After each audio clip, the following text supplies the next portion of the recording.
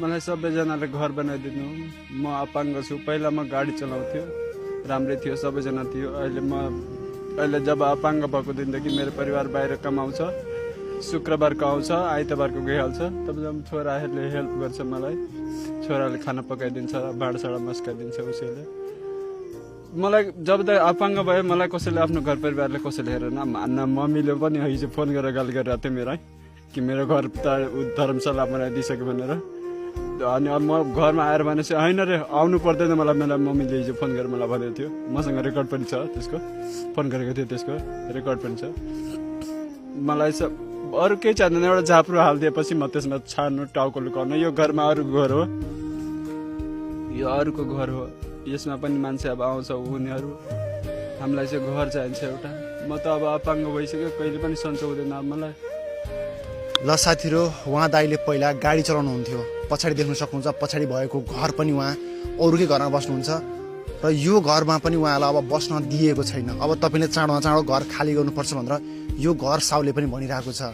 उहाँहरूको अलि पर छेउमा चाहिँ सुकुम्बासी जग्गा रहेछ, त्यो जग्गामा चाहिँ उहाँले के आश गर्नुभएको छ भनेदेखि मैले एउटा सानो 2 कोठाको छाप्रा हाल्न पाएँ भनेदेखि मैले त्यहाँ पसल गर्न पाउँछु र मैले जिन्दगीभर त्यही पसलबाट चाहिँ आफ्नो पेट पाल्न सक्छु भन्नुभएको छ।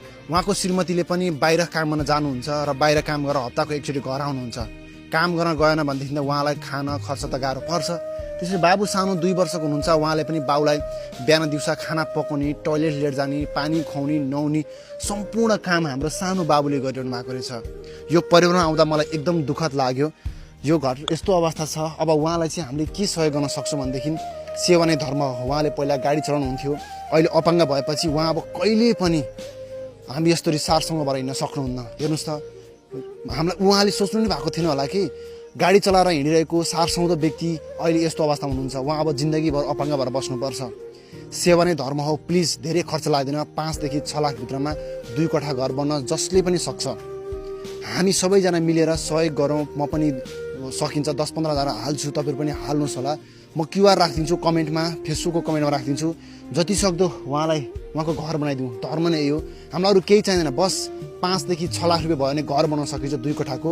हामी सबै दुःख कष्ट गरेर भए पनि हामी एउटा उहाँको सुकुम्बासी जग्गा छ, सुकुम्बासी जग्गा हामी घर बनाउँछौँ। झुटो होइन, सबै गाउँलाई सोध्दै हुन्छ। भरततालको यो गाउँमा हामी आएको छौँ, भरततालको र सुकुम्बासी गाउँमा आएको छौँ र सबै गाउँलाई सोधै हुन्छ उहाँको अवस्थाको बारेमा। हामीले पनि 1-2 ठाउँमा सोधिसकेका थियौँ यो अवस्था यस्तै हो भनेर। सबै मान्छेले अवस्था यस्तै हो, धेरै वर्ष भइसक्यो उहाँ अपाङ्ग भएको। उहाँको घर फ्यामिलीले पनि हेला गर्नुहुन्छ, आफ्नो आफन्तले हेला गर्नुहुन्छ भनेर भन्नुभएको छ। तपाईँहरू सबैजनाले सकेको सहयोग गरिदिनुहोस्। धर्म यही